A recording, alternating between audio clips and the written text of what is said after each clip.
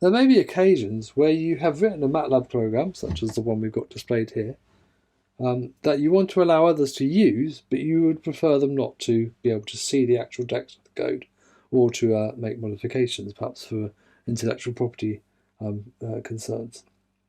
On these occasions, we can implement what's known as P-code, okay, which is a feature of MATLAB.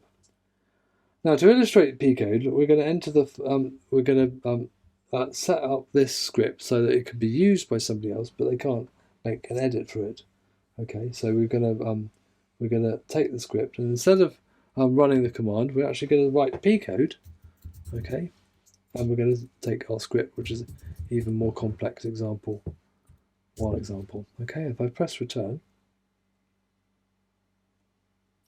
this should generate a file in here with the .p. Okay, now you can't open a P-code file; it won't open because obviously it's protected. That's what the P stands for. But we can actually run it. So if I just rename this command, we'll call this editable. Okay, and now we've got our two scripts. Okay, and if I try to run even more complex example now, it'll run the P-code version. If I press return, we'll get the answer. But notice if I double click on it, you can't actually edit that P-code file. Okay, because it's obviously that's the protected means. Okay.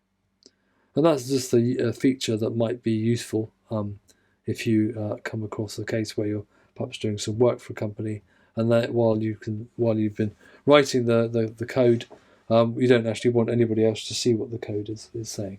Okay.